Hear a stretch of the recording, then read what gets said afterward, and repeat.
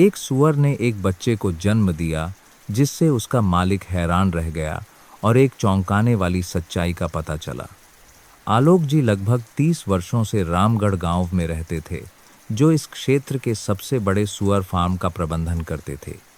वह कम बोलने वाले और शांत स्वभाव के व्यक्ति थे, लेकिन हर कोई जानता था कि उनका अतीत सीधा सादा नहीं था। उनकी पत्नी राधा एक सौम्य और सहनशील महिला थीं, जो लगभग कभी भी अपने पति का विरोध नहीं करती थीं। उनकी एक बेटी थी जिसका नाम प्रिया था, जो मजबूत और बुद्धिमान थी, और अकेली वही थी जो अपने पिता से बहस करने की हिम्मत करती थी। उस रात भारी बारिश हो रही थी और हवा फार्म की टिन की छत से जोर जोर से टकरा रही थी। बिजली की गड़गड़ाहट एक आने वाले तूफान का संकेत दे रही थी। बाड़े में आलोक जी की सबसे बड़ी सुअरी प्रसव पीड़ा में थी, दर्द से तड़प रही थी। आलोक जी और पशु चिकित्सक रोहन, जो प्रिया का करीबी दोस्त था, इंतजार कर रहे थे। एक सुअर का बच्चा पैदा हुआ, फिर दूसरा, फिर तीसरा। सब कुछ सामान्य रूप से चल रहा था जब तक कि आखिरी बच्चा पैदा नहीं हुआ। रोहन की चीख घुटन भरे माहौल में गूंज उठी। हे भगवान, यह क्या है? बाड़े के फर्श पर गंदे भूसे के बीच एक सुअर का बच्चा नहीं, बल्कि एक नवजात शिशु पड़ा था। बच्चे का पूरा शरीर लाल था, त्वचा झुर्रीदार थी और आंखें कसकर बंद थीं। वह तुरंत रोया नहीं। रोहन ने घबराकर उसे उठाया और उसकी सांस की जांच की। राधा बाहर से दौड़ती हुई आई और जैसे ही उन्होंने यह दृश्य देखा, वह डर से चीख पड़ी, अपनी छाती पकड़कर पीछे की ओर गिर गईं। आलोक जी स्तब्ध थे। उनका चेहरा पीला पड़ गया था और उनके कांपते हाथ इतने कसकर टॉर्च को पकड़े हुए थे कि नसें उभर आई थीं। यह असंभव है, उनकी आवाज लड़खड़ा गई। रोहन ने बच्चे को एक साफ कपड़े पर रखा, उसके हाथ पैर अभी भी कांप रहे थे। यह एक इंसान है। यह नहीं हो सकता कि एक सुअर एक बच्चे को जन्म दे। आलोक चाचा, आखिर यह क्या हो रहा है? प्रिया घर के अंदर से दौड़ती हुई आई। अपनी माँ की चीख सुनकर उसने दरवाज़ा खोला और अंदर चली गई। उसकी नज़र अपने पिता से होती हुई फर्श पर पड़े छोटे से बच्चे पर रुक गई और उसकी रीढ़ में एक ठंडी लहर दौड़ गई। यह कैसे हो सकता है? किसी ने जवाब नहीं दिया। आलोक जी अभी भी जमे हुए खड़े थे। फिर अचानक उन्होंने आगे बढ़कर रोहन के हाथ से बच्चे को छीन लिया और उसे एक पुराने कपड़े में लपेट लिया। इस बारे में कोई किसी से बात नहीं करेगा, बिल्कुल मना है। आलोक की आवाज़ में धमकी थी। कोई भी इस घटना का दोबारा जिक्र नहीं करेगा, समझे? रोहन ने मुश्किल से थूक निगला। प्रिया ने अपनी मुट्ठियां भींच लीं। लेकिन पिताजी, यह एक बच्चा है, इसे इस तरह छुपाया नहीं जा सकता। चुप रहो, आलोक चिल्लाए। उनकी आंखें लाल हो गई थीं। उन्होंने पहले कभी इतना आपा नहीं खोया था। कोई सवाल नहीं, कोई चर्चा नहीं। इस मामले को तुरंत दफन कर देना चाहिए। प्रिया ने कुछ कहने के लिए मुंह खोला, लेकिन राधा ने उसका हाथ पकड़ लिया और धीरे से अपना सिर हिलाया। उनकी आंखों में डर भरा हुआ था।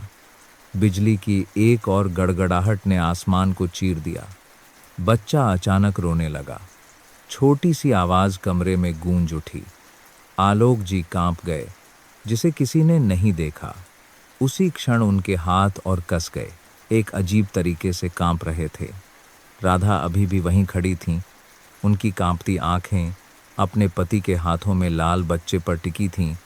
उनके होंठ हिले, वह कुछ कहना चाहती थीं, लेकिन उनका गला रुंध गया। डर ने उनके दिमाग को जकड़ लिया था। प्रिया अपने पिता को घूरती रही, उसे स्पष्ट रूप से असामान्यता महसूस हो रही थी। आलोक जी डरे हुए या भयभीत नहीं लग रहे थे, बल्कि ऐसा लग रहा था जैसे उन्हें किसी कोने में धकेल दिया गया हो। उनकी आंखों में केवल आश्चर्य ही नहीं, बल्कि भ्रम भी था, जैसे कि वह कुछ छिपाने की कोशिश कर रहे हों। रोहन अभी भी सदमे में था। उसके हाथ कांप रहे थे जब उसने अपने माथे से पसीना पोंछा। आलोक चाचा, यह बहुत अजीब है। इसका कोई स्पष्टीकरण होना चाहिए। आलोक जी अचानक चौंक गए, रोहन की ओर मुड़े, कुछ भी समझाने के लिए। नहीं है, यह सिर्फ सिर्फ वह हकलाए, आगे नहीं बोल पाए। प्रिया एक कदम आगे बढ़ी, उसकी आवाज दृढ़ थी। पिताजी, आप इस बात को छुपा नहीं सकते। यह बच्चा उस सुअरी से पैदा नहीं हुआ है, यह स्वाभाविक रूप से नहीं हो सकता। आप कुछ छिपा रहे हैं, है ना? अपनी बेटी की बातें सुनकर राधा अचानक फूट फूट कर रो पड़ी। उन्होंने अपना सिर पकड़ लिया, जोर जोर से हिलाते हुए, जैसे कि किसी आम आइन को दूर भगाना चाहती हो। नहीं नहीं, यह नहीं हो सकता। बच्चे का रोना तूफान के बीच कमजोर रूप से गूंजता रहा। बाहर बारिश तेज होती जा रही थी, हवा टिन की छत से सनसना रही थी। आलोक जी ने बच्चे को कसकर पकड़ लिया, उनकी आंखें कठोर हो गईं और फिर अचानक कमरे से बाहर निकल गए। प्रिया और रोहन स्तब्ध रह गए और जल्दी से उनके पीछे भागे। पिताजी, आप क्या करने जा रहे हैं? प्रिया चिल्लाई उनके पीछे दौड़ते हुए। आलोक जी ने जवाब नहीं दिया, लंबे कदमों से गोदाम की ओर बढ़ गए। राधा भी लड़खड़ाते हुए उठी। उनके कांपते पैर पीछा करना चाहते थे, लेकिन उनमें हिम्मत नहीं थी। प्रिया ने दौड़कर अपने पिता का हाथ कसकर पकड़ लिया। आप इस बच्चे के साथ क्या करने जा रहे हैं? आलोक जी की आंखों में एक क्रूर चमक थी। इसका अस्तित्व नहीं होना चाहिए। प्रिया की रीढ़ में एक ठंडी लहर दौड़ गई। उसने अपना सिर हिलाया, उसकी आवाज गुस्से से भरी थी। क्या आप पागल हो गए हैं? यह एक बच्चा है, यह कोई जानवर नहीं है जिसे आप फेंक सकते हैं। रोहन भी गोदाम के दरवाजे के सामने आ गया। आलोक चाचा, शांत हो जाइए। हमें इस मामले की ठीक से जांच करने की जरूरत है। हम लापरवाही से काम नहीं कर सकते। आलोक जी रुक गए, उनकी सांसें भारी थीं, उनके दोनों हाथ कांप रहे थे। उसी क्षण दूर के खेत में बिजली गिरी, एक पल के लिए तेज रोशनी हुई, जिससे आलोक जी का विरोधाभासों से भरा चेहरा साफ दिखाई दिया। उस पल में प्रिया ने अपने पिता की आंखों में निराशा देखी। अचानक आलोक जी घुटनों के बल गिर पड़े। उनके हाथों में बच्चा धीरे से हिला, उसका रोना कमजोर हो गया। राधा तब तक पहुंच चुकी थी। उन्होंने अपने पति के हाथ से बच्चे को छीन लिया, उसे सुरक्षात्मक रूप से अपने सीने से लगा लिया। नहीं, इस बच्चे को कोई नुकसान नहीं पहुंचा सकता। मैं इसकी इजाजत नहीं दूंगी। बारिश अभी भी बरस रही थी। अंधेरी रात में प्रिया चुपचाप अपने माता पिता को देखती रही। ऐसा महसूस हो रहा था जैसे कुछ बहुत बड़ा दफन कर दिया गया हो, एक भयानक रहस्य।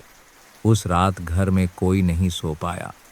टिन की छत पर बारिश की बूंदें टपक रही थीं। हवा अभी भी बाहर सनसना रही थी, लेकिन आलोक जी के छोटे से घर में माहौल तूफान से भी ज्यादा भारी था। राधा ने बच्चे को कसकर गले लगा रखा था, धीरे धीरे उसे थपथपा रही थीं। जब वह धीरे से हिला, उसकी आंखें अभी भी बंद थीं। प्रिया चुपचाप पास बैठी देख रही थी। वह समझ नहीं पा रही थी कि उसकी माँ अचानक इस बच्चे की इतनी रक्षा क्यों कर रही थी, खासकर जब शुरू में वह भी बाकी सब की तरह घबराई हुई थी। इस बीच उसके पिता बिल्कुल अलग थे। आलोक जी घर के एक कोने में बैठे थे। उनकी पीठ दीवार से सटी हुई थी। उनकी खाली आंखें अंधेरे में घूर रही थीं। उनका चेहरा पीला था। उनके हाथ एक दूसरे में गुंथे हुए थे, लगातार कसते और ढीले होते, जैसे कि वह किसी भयानक विचार से जूझ रहे हों। स्वरी की प्राथमिक चिकित्सा करने के बाद रोहन भी वापस आ गया। उसका चेहरा तनाव से भरा था। प्रिया, अब हमें क्या करना है? हम इस बात को हमेशा घर में नहीं रख सकते। प्रिया अपने पिता की ओर मुड़ी। पिताजी, आपको मुझे बताना होगा, यह सब क्या है? वह स्वर एक बच्चे को कैसे जन्म दे सकता है? आलोक जी चुप रहे। रोहन ने अपनी मुट्ठियां भींच लीं, उसकी आवाज गंभीर थी। मैंने दर्जनों बार सुअरों का प्रसव कराया है, ऐसा कभी नहीं हुआ। आलोक चाचा, यह स्वाभाविक नहीं है। अगर हम इसे स्पष्ट नहीं करते हैं तो इसके पीछे कोई और भयानक रहस्य हो सकता है। अचानक राधा ने सिर उठाया। उनकी आंखें आंसू से भरी थीं। उनकी आवाज कांप रही थी। बाहर के लोगों को पता नहीं चलना चाहिए, नहीं तो हम सब खतरे में पड़ जाएंगे। प्रिया स्तब्ध थी। माँ, आप क्या कह रही हैं? कैसा खतरा? राधा ने अपना सिर हिलाया बच्चे को और कसकर पकड़ लिया, जैसे कि डर हो कि वह किसी भी क्षण गायब हो जाएगा।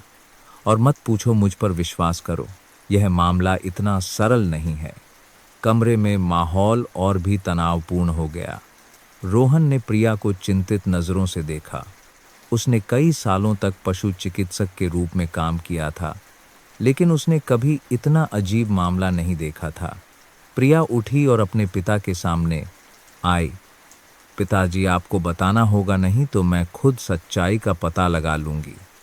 आलोक जी ने उसे नहीं देखा, लेकिन एक पल की चुप्पी के बाद वह धीरे से बोले। उनकी आवाज इतनी धीमी थी जैसे हर शब्द बोलना बहुत मुश्किल हो। जो कुछ भी तुम देखती हो वह सब सच नहीं होता। प्रिया ने अपनी भौहें सिकोड़ लीं। इसका क्या मतलब है? आलोक जी ने जवाब नहीं दिया।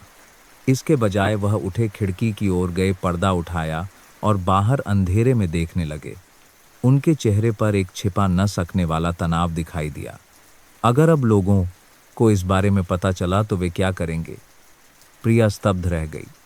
उसके दिमाग में एक छवि उभरी।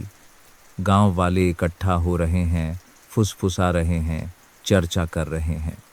शायद कुछ कट्टरपंथी लोग यह सोचकर फार्म को तोड़ने आ जाएंगे कि यह एक अपशकुन है, एक अस्वीकार्य मॉन्स्ट्रोसिटी है। रोहन भी चुप हो गया। पशु चिकित्सा के क्षेत्र में होने के नाते वह जानता था कि अगर यह बात फैल गई तो यह सनसनी मचा सकती है। यह बच्चा न केवल एक रहस्य था, बल्कि यह अटकलों, भय और यहाँ तक कि कट्टरता का केंद्र भी बन सकता था। राधा ने अपनी मुट्ठियां भींच लीं। अगर यह बात बाहर निकली तो हमारे पास कोई रास्ता नहीं बचेगा। प्रिया ने कमरे के चारों ओर देखा। ऐसा महसूस हो रहा था जैसे हर कोई एक बहुत बड़े रहस्य से घिरा हुआ है, जिसे वह अभी तक छू नहीं सकती थी। उसने एक गहरी सांस ली, शांत रहने की कोशिश करते हुए, तो कम से कम हमें सच्चाई का पता लगाना होगा। आलोक जी ने जवाब नहीं दिया, बस अपनी मुट्ठियां भींच लीं। उस पल में प्रिया ने अपने पिता की आंखों में स्पष्ट बेचैनी देखी, जैसे कि वह कुछ ऐसा छिपा रहे हों जो उसकी कल्पना से भी ज्यादा भयानक हो। घर में माहौल इतना घुटन भरा हो गया कि सांस लेना मुश्किल हो गया। बच्चे ने रोना बंद कर दिया था। केवल उसकी कमजोर सांसें खामोशी में गूंज रही थीं। बाहर बारिश भी शांत हो गई थी, लेकिन आंगन में अभी भी पानी के गड्ढे भरे हुए थे, जो घर के अंदर की धुंधली रोशनी को दर्शा रहे थे। प्रिया वहीं खड़ी रही, उसकी आंखें अपने पिता से नहीं हटीं।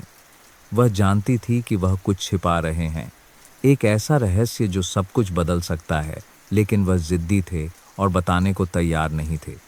उसने अपनी मुट्ठियां भींच लीं, अपने दिल में उठ रही बेचैनी को दबाने की कोशिश कर रही थी।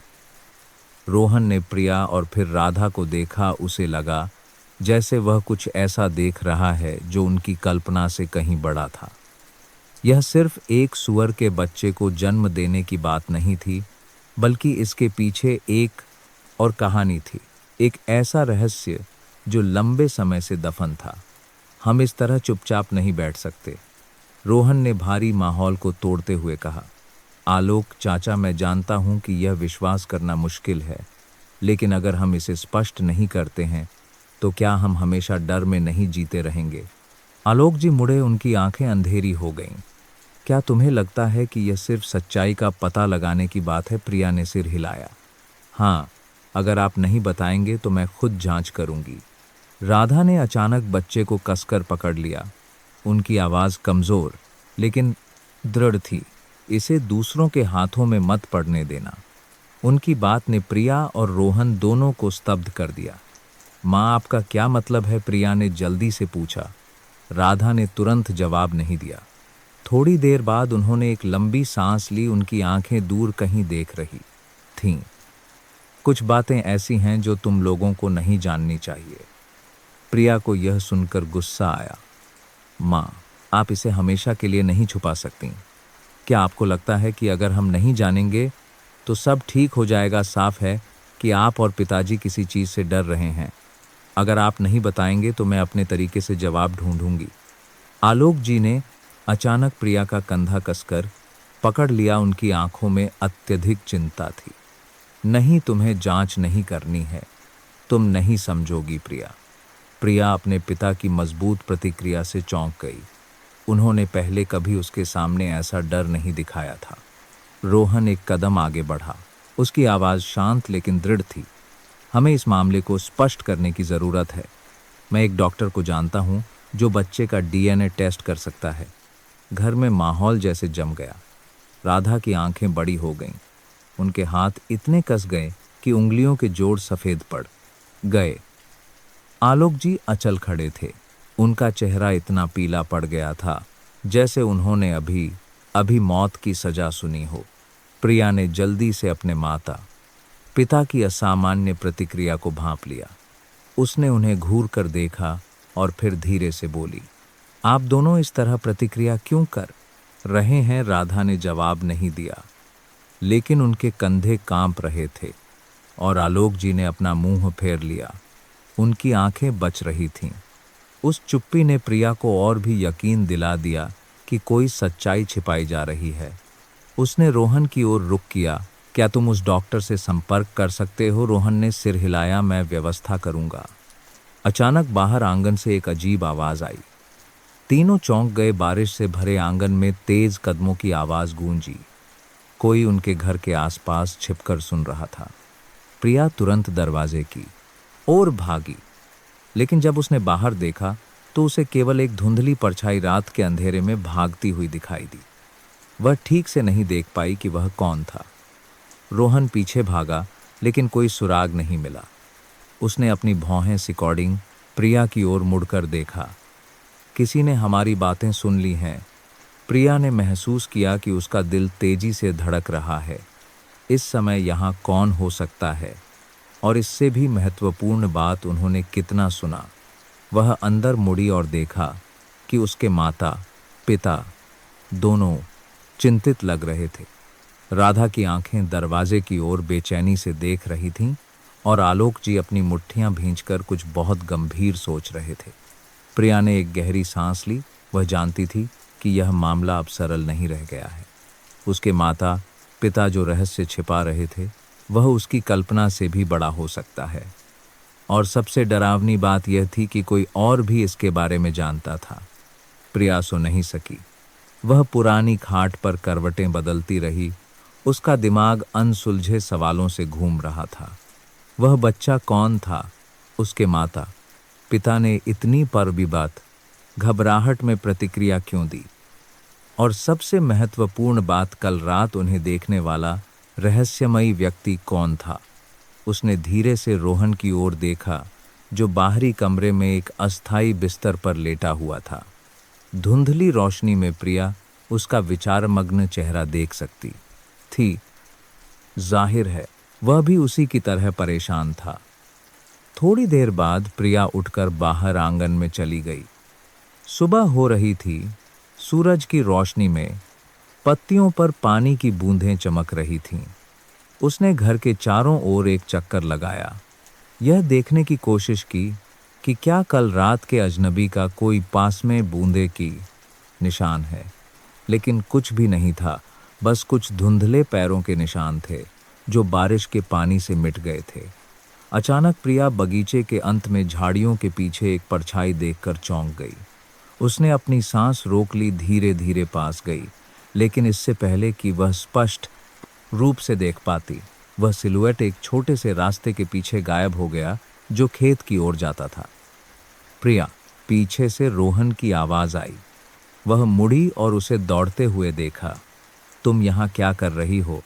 रोहन ने पूछा। उसकी आंखों में चिंता साफ झलक रही थी। प्रिया ने अपनी भौहें सिकोड़ी झाड़ियों की ओर इशारा करते हुए। अभी वहां कोई खड़ा था। रोहन ने तुरंत उस दिशा में देखा, लेकिन कोई नहीं था। उसने अपनी भौहें सिकोड़ी। शायद कल रात वाला जासूस, हमें सावधान रहना होगा। प्रिया ने सिर हिलाया, लेकिन दिल ही दिल में वह जानती थी कि वह व्यक्ति केवल एक जिज्ञासु व्यक्ति नहीं था। शायद वह कुछ ऐसा जानता था जो वह नहीं जानती थी। राधा पूरी रात नहीं सोईं, वह बच्चे को कसकर गले लगाए बैठी रहीं, उनका दिल उलझन में था। अपनी बाहों में सोए हुए छोटे से चेहरे को देखकर उन्हें एक दर्द महसूस हुआ। यह बच्चा निर्दोष था, लेकिन इसके अस्तित्व ने उन भयानक रहस्यों को वापस ला दिया था जिन्हें उन्होंने इतने सालों से दफनाने की कोशिश की थी। आलोक जी मेज पर बैठे थे, उनके हाथ में एक लगभग जल चुकी सिगरेट थी। उन्होंने राधा को देखा, उनकी आंखों में गहरी उदासी थी। तुम इसे कब तक छुपाने का इरादा रखती हो? राधा चौंक कर ऊपर देखने लगी। आप क्या कह रहे हैं? आलोक जी ने सिगरेट को एशट्रे में बुझाया, एक लंबी सांस ली। प्रिया और रोहन को शक हो गया है, वे जांच करना बंद नहीं करेंगे। अगर तुम नहीं बताओगी तो वे जल्द ही या बाद में खुद ही पता लगा लेंगे। राधा चुपचाप बच्चे को और कसकर गले लगा लिया। थोड़ी देर बाद उन्होंने एक लंबी सांस ली। मैं जानती हूँ, लेकिन मुझे डर लगता है। मुझे डर है कि एक बार सच्चाई सामने आ गई तो हम सब कुछ खो देंगे। आलोक जी उठे, उनके पास आए। क्या तुम्हें लगता है कि चीज़ों को छिपाते रहने से सब बेहतर हो जाएगा? मैं नहीं चाहता कि मेरा परिवार और मुसीबत में पड़े। राधा की आंखों में आंसू आ गए। लेकिन अगर हम बता दें तो क्या कोई विश्वास करेगा? आलोक जी ने अपनी मुट्ठियां भींच लीं। चाहे कुछ भी हो, मैं नहीं चाहता कि हमारे बच्चे संदेह और भय में जिएं। राधा चुप हो गईं। थोड़ी देर बाद उन्होंने सिर हिलाया। ठीक है, लेकिन बच्चों को बताने से पहले मुझे किसी से मिलना है। उस दोपहर प्रिया और रोहन ने बच्चे का डीएनए टेस्ट कराने का फैसला किया। उन्होंने चुपके से डॉ वर्मा से संपर्क किया, जो जिला अस्पताल में रोहन के एक पुराने परिचित थे। जब वे अस्पताल पहुंचे तो माहौल पहले से कहीं ज्यादा तनावपूर्ण हो गया। डॉ वर्मा ने परीक्षण के परिणामों को देखा। उनकी आंखों में आश्चर्य था। यह विश्वास करना मुश्किल है। प्रिया ने अपनी सांस रोक ली। परिणाम क्या है डॉ? वर्मा ने ऊपर देखकर उसे घूरते हुए कहा। परिणाम बताते हैं कि यह बच्चा आपके परिवार से खून का रिश्ता रखता है। प्रिया का सिर चकरा गया। डॉक्टर साहब, आपका क्या मतलब है डॉ? वर्मा ने परिणाम पत्र देते हुए कहा। सटीक रूप से कहें तो बच्चे का डीएनए आपके माता पिता में से किसी एक के साथ समानता दिखाता है। प्रिया स्तब्ध रह गई। रोहन भी हैरान था। यह असंभव है। प्रिया बुदबुदाई, उसकी आंखें खुली की खुली रह गईं। डॉ वर्मा ने एक लंबी सांस ली। मुझे नहीं पता कि क्या हो रहा है, लेकिन अगर मैं तुम्हारी जगह होता तो मैं इस मामले को सार्वजनिक करने से पहले अच्छी तरह से जांच करता। प्रिया ने कागज को कसकर पकड़ लिया। उसका दिल जोर जोर से धड़क रहा था। वह जानती थी कि यह रहस्य सीधे उसके परिवार से जुड़ा है और वह तब तक नहीं रुकेगी जब तक वह सच्चाई का पता नहीं लगा लेती। रोहन प्रिया को घर वापस ले जा रहा था, लेकिन रास्ते भर किसी ने एक शब्द भी नहीं कहा। प्रिया ने परीक्षण के परिणाम को कसकर पकड़ रखा था। उसका दिमाग उलझन में था। अगर डॉ वर्मा की बात सही थी तो बच्चा उसके पिता या मां से संबंधित था। लेकिन ऐसा कैसे हो सकता था? उनके फार्म पर एक सुअर से पैदा हुआ बच्चा, यह सामान्य नहीं था। इससे साबित होता था कि एक भयानक सच्चाई थी जिसे उसके माता पिता ने छिपाने की कोशिश की थी। कार घर के गेट के सामने रुकी। प्रिया नीचे उतरी। उसे अपने पैर भारी लग रहे थे। रोहन ने इंजन बंद कर दिया, लेकिन कार में ही बैठा रहा। थोड़ी देर बाद वह बोला, प्रिया, क्या तुम वाकई इस सच्चाई का सामना करना चाहती हो? प्रिया ने उसकी ओर देखा। उसकी आंखों में दृढ़ संकल्प था। चाहे कुछ भी हो, मुझे सच जानना है। रोहन ने सिर हिलाया और दोनों घर में चले गए। अंदर राधा एक लकड़ी की कुर्सी पर बैठी थीं। उनका चेहरा तनाव से भरा था। आलोक जी खिड़की के पास खड़े थे, गहरे विचारों में डूबे हुए। जब उन्होंने दोनों को वापस आते देखा तो राधा ने अपने हाथ कसकर पकड़ लिए, जैसे कि किसी चीज के लिए खुद को तैयार कर रही हों। प्रिया ने एक पल भी इंतजार नहीं किया। उसने परीक्षण के परिणाम को जोर से मेज पर रख दिया। माँ, पिताजी, मुझे सच जानना है। वह बच्चा कौन है? राधा का चेहरा पीला पड़ गया। प्रिया, मेरी बात सुनो। प्रिया ने बीच में ही टोक दिया। उसकी आवाज भावनाओं से कांप रही थी। मैंने डीएनए टेस्ट करवा लिया है। उस बच्चे का हमारे परिवार से खून का रिश्ता है। ऐसा क्यों है माँ? क्या आप मुझे समझा सकती हैं? कमरा खामोशी में डूब गया। केवल घड़ी की टिक टिक की आवाज गूंज रही थी। राधा ने सिर झुका लिया, आंसू गिरने लगे। मुझे माफ कर दो, मैं इस बात को हमेशा के लिए छुपाना चाहती थी। प्रिया ने अपनी मुट्ठियां भींच लीं। माँ बताइए मुझसे और मत छुपाइए। राधा ने एक गहरी सांस ली और बताना शुरू किया। 20 साल से भी पहले मैं एक चिकित्सा अनुसंधान संगठन के लिए काम करती थी। वे आनुवंशिकी और जीव विज्ञान में विशेषज्ञता रखते थे। शुरू में सब कुछ सामान्य लग रहा था, जब तक कि मुझे पता नहीं चला कि वे एक अवैध प्रयोग कर रहे थे। प्रिया स्तब्ध थी। प्रयोग? राधा ने सिर हिलाया। वे मानव कोशिकाओं को जानवरों में प्रत्यारोपित करने का परीक्षण कर रहे थे, ताकि ऐसे जीव बनाए जा सकें जिनमें मानवीय विशेषताएं हों। मैंने इसका विरोध किया, लेकिन किसी ने मेरी नहीं सुनी। उन्होंने कहा कि यह विज्ञान की प्रगति है, चिकित्सा का भविष्य है। रोहन ने अपनी भौहें सिकोड़ी। तो इसका उस बच्चे से क्या लेना देना है? राधा ने सिसकते हुए कहा। परीक्षण नमूनों में से एक खो गया था, और वह वही सुअरी थी जिसे हमारा परिवार इतने लंबे समय से पाल रहा है। प्रिया एक कदम पीछे हट गई, जैसे उसकी मां के शब्दों ने उसे हिला दिया हो। मतलब वह सुअर एक सामान्य सुअर नहीं था। राधा ने सिर हिलाया। वह जीन ग्राफ्टिंग प्रयोग का विषय था, और जो बच्चा उसने पैदा किया है उसमें मानव डीएनए हो सकता है। कमरा जैसे जम गया। किसी ने एक शब्द भी बोलने की हिम्मत नहीं की। प्रिया को लगा कि उसकी सांसें तेज हो गई हैं। वह सब कुछ जो वह अब तक जानती थी ढह रहा था। रोहन ने सबसे पहले चुप्पी तोड़ी। तो वह संगठन अब कहाँ है? क्या वे बच्चे के बारे में जानते हैं? आलोक जी बोले। उनकी आवाज भारी हो गई। वे जानते हैं, और वे हमें अकेला नहीं छोड़ेंगे। प्रिया कांप गई। पिताजी, आपका क्या मतलब है? आलोक जी ने सीधे उसकी आंखों में देखा। कुछ दिन पहले मैंने फार्म के पास एक अजीब कार खड़ी देखी थी। मुझे एहसास है कि हम पर नजर रखी जा रही है। प्रिया की रीढ़ में एक ठंडी लहर दौड़ गई। राधा ने उसका हाथ पकड़ लिया। उनकी आवाज घबराई हुई थी। प्रिया, तुम्हें तुरंत यहां से निकलना होगा। बच्चे को ले जाओ, इससे पहले कि बहुत देर हो जाए। प्रिया ने भ्रमित होकर अपनी मां को देखा। लेकिन आप और पिताजी का क्या? आलोक जी ने अपना सिर हिलाया। हम संभाल लेंगे, लेकिन तुम्हें और रोहन को बच्चे को ले जाना होगा, इससे पहले कि वे हमें ढूंढ लें। प्रिया ने रोहन की ओर देखा। उसने सिर हिलाया। हम आज रात ही निकल जाएंगे। दोनों ने जल्दी से अपना सामान पैक किया। इस बीच बाहर एक काली कार घर के गेट के सामने रुक गई थी। हेडलाइट सीधे आंगन में चमक रही थीं। काली कार गेट के सामने रुकी। उसकी हेडलाइट सीधे आलोक जी के आंगन में चमक रही थीं। अंधेरे में दो सिलुएट्स नीचे उतरे, एक लंबा और पतला और दूसरा एक भारी शरीर वाला। दोनों गेट की ओर बढ़े। उनकी ठंडी आंखें सामने के स्थान को देख रही थीं। प्रिया घर के अंदर पर्दे के एक छोटे से छेद से बाहर देख रही थी।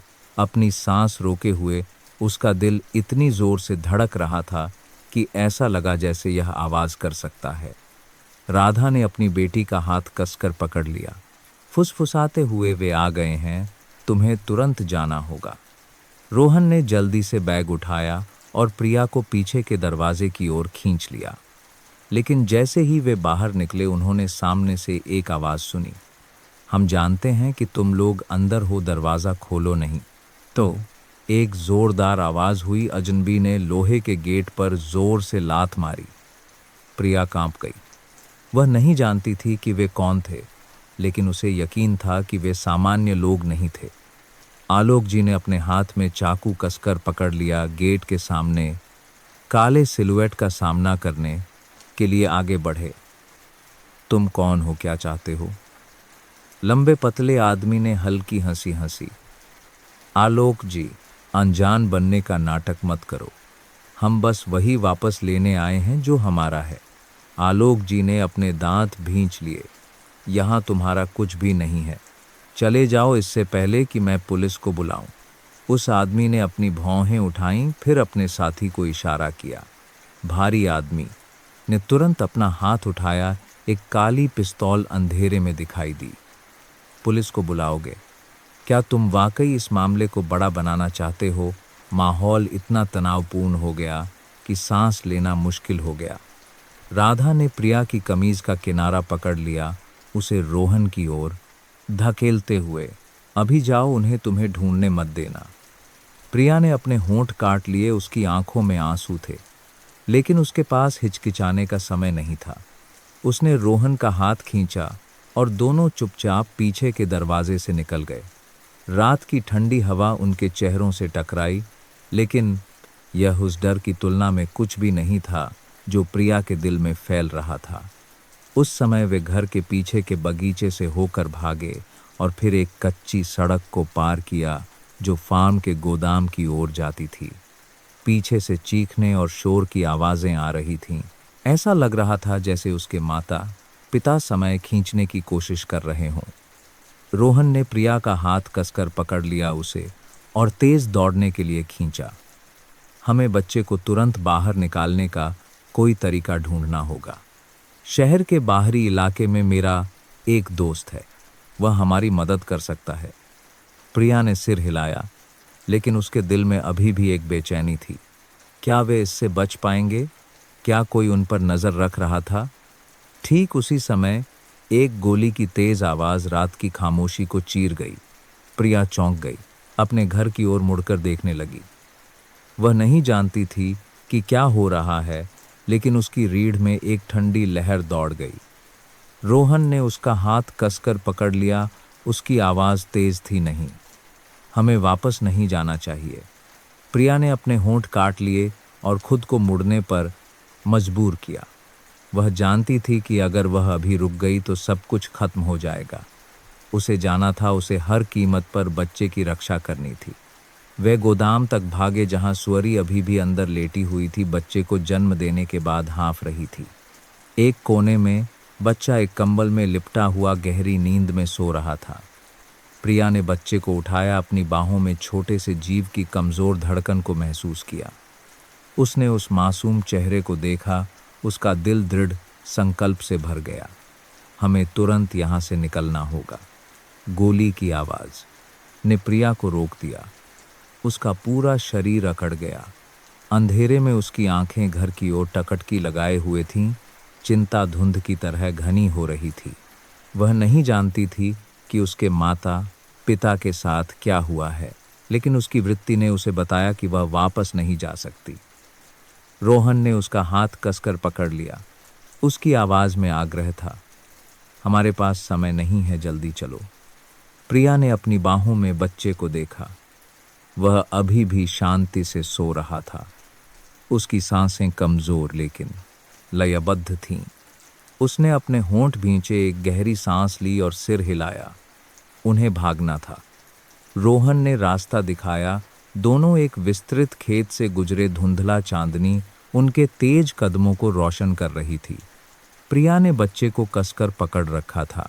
उसके हाथ कांप रहे थे, लेकिन उसने अपनी पकड़ ढीली करने की हिम्मत नहीं की। पीछे से अभी भी शोरगुल की आवाज़ आ रही थी। जंगल के किनारे के पास रोहन ने प्रिया को रुकने का इशारा किया। उसने नीचे झुककर उसे एक घनी झाड़ी में छिपने के लिए खींचा। दूर से एक घानबेहे हार के पास बोग कार के इंजन की आवाज़ आई।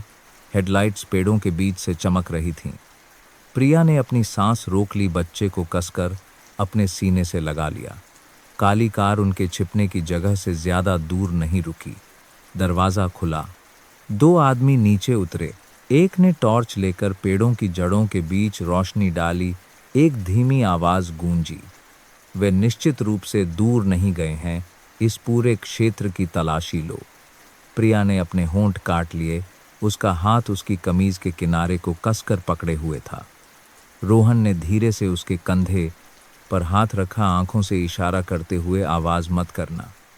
कदमों की आहट करीब आती गई। प्रिया अपने सीने में दिल की धड़कन को स्पष्ट रूप से महसूस कर सकती थी, इतनी तेज और शक्तिशाली कि उसे लगा कि यह पता चल जाएगा। उसकी बाहों में बच्चा धीरे से हिला। प्रिया डर गई। जल्दी से उसे धीरे धीरे थपथ पाया। उम्मीद है कि वह रोएगा नहीं। आदमी पास आया। टॉर्च की रोशनी पत्तियों के बीच से गुजरी। प्रिया का दिल जैसे सीने से बाहर आने को था। अगर वे उन्हें ढूंढ लेते तो सब कुछ खत्म हो जाता। अचानक दूर से एक जोरदार आवाज आई।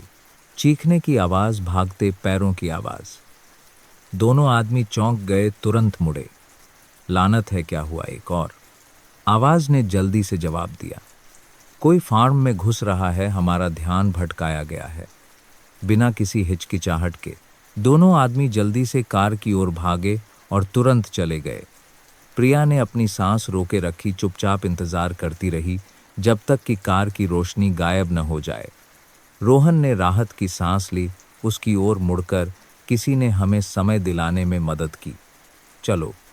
वे फिर से दौड़ने लगे। एक पगडंडी से होते हुए एक खेत के बीच में एक सुनसान घर तक पहुंचे। रोहन ने दरवाज़ा खोला। अंदर अंधेरा था, हर जगह धूल थी। प्रिया थककर जमीन पर गिर पड़ी, बच्चे को कसकर गले लगाए हुए। रोहन ने जल्दी से दरवाज़ा बंद कर दिया, फिर उसकी ओर मुड़कर देखा। हम थोड़ी देर यहीं रहेंगे, सुबह होने का इंतज़ार करेंगे और फिर सोचेंगे। प्रिया ने सिर हिलाया, लेकिन उसका दिल अभी भी बेचैन था। वह शोर किसने मचाया था? वे दोस्त थे या दुश्मन? और क्या उसके माता पिता ठीक थे? उसने बच्चे को देखा, धीरे से उसके छोटे सांस पाराहार की गालों को छुआ। वह जानती थी कि इस पल से उसके पास कोई वापसी का रास्ता नहीं था। उसे हर कीमत पर उसकी रक्षा करनी थी। बाहर हवा पेड़ों के बीच से बह रही थी, रात की ठंडक लिए हुए। उसकी जिंदगी का एक नया अध्याय अभी शुरू हुआ था। एक ऐसा अध्याय जो खतरे और अनसुलझे रहस्यों से भरा था। सुनसान घर में अंधेरा इतना घना था जैसे सब कुछ निगल रहा हो। प्रिया एक पुरानी दीवार से पीठ टिकाकर बैठी थी, तनावपूर्ण। भागदौड़ के बाद उसकी सांसें अभी भी स्थिर नहीं हुई थीं। उसने अपनी बाहों में बच्चे को देखा। छोटी आंखें धीरे धीरे झपक रही थीं, जैसे कि वह उसकी बेचैनी को महसूस कर रहा हो। उसने धीरे से उसके माथे को सहलाया, खुद से कहा कि चाहे कुछ भी हो, वह हर कीमत पर उसकी रक्षा करेगी। रोहन पास में बैठा था, उसका कान दरवाजे से सटा हुआ था, बाहर की किसी भी हलचल को सुनने की कोशिश कर रहा था। आसपास का माहौल इतना शांत था कि केवल छत के दरारों से हवा की सरसराहट की आवाज़ आ रही थी। कभी कभी अंधेरे गेवल बाज का में माधा में कीड़ों की आवाज़ गूंजती थी। उसने धीरे से प्रिया की ओर मुड़कर धीमी आवाज़ में कहा, हम यहाँ ज़्यादा देर नहीं रह सकते। अगर वे वापस आ गए तो हमारे पास बचने का कोई रास्ता नहीं होगा। प्रिया ने सिर हिलाया, लेकिन उसकी आंखों में अभी भी चिंता साफ झलक रही थी। लेकिन अब कहाँ जाएं? हम घर वापस नहीं जा सकते। मुझे नहीं पता कि मेरे माता पिता कैसे हैं। रोहन चुप रहा।